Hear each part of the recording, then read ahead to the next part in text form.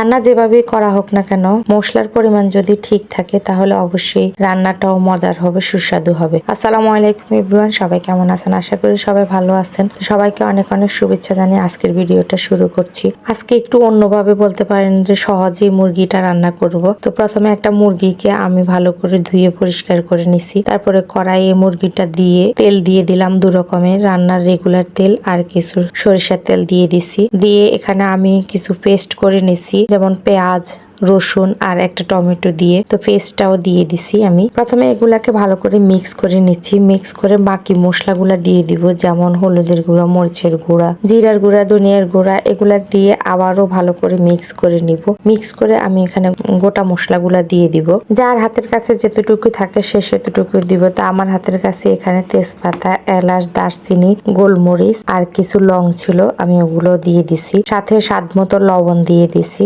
দিয়ে আমি মশলাটাকে ভালো করে মাংসের সাথে কষাবো। মশলার পানি আর মাংস থেকে অলরেডি পানি বের হওয়া শুরু হয়ে গেছে, আর এই ঝোলেই মাংসটা রান্না হয়ে যাবে অর্ধেকটা। আর মাংসর পানিটা যখন শুকায় যাবে তখন আমি এখানে আলু দিয়ে দিব। আর আলুগুলা আমি আগে থেকে ভেজে রেখে দিছি একটু। আর মাংসের সাথে আলু যদি ভেজে দেওয়া হয় তাহলে মাংসগুলা খেতেও মজা লাগে, আর আলুগুলা তেমন একটা ভাঙে না, অনেক সুন্দর করে কুক হয়। কিছুক্ষণ মাংসটা কষানোর পরে আমি এখানে কিছু পেঁয়াজ বেরেস্তা করে রেখেছিলাম, সেগুলো দিয়ে দিছি। সেগুলা দিয়ে আবারও কিছুক্ষণ নেড়ে ছেড়ে দিব।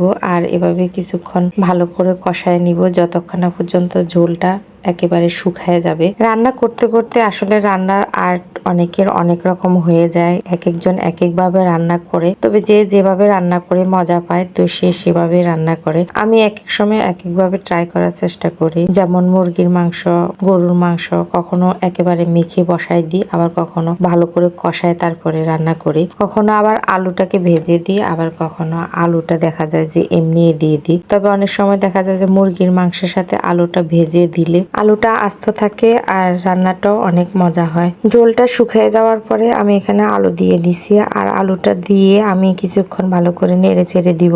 পাশের চুলায় আমি এখানে গরম পানি বসাইছি, যেহেতু এখানে একটু ঝোল ঝোল করে রান্না করব সেজন্য এখানে গরম পানির ঝোলটাই দিয়ে দিব। সবকিছু দিয়ে মেখে মাংস রান্নাটা অনেক দিনই বসাইছি, তবে আজকের রান্নাটা ছিল একটু অন্য রকমের। আমি যখন বসাচ্ছি তখন আমি বুঝতে পারি না যে মাংসটা এত মজা হবে। আসলে সত্যি মাংসটা অনেক মজা হয়েছে।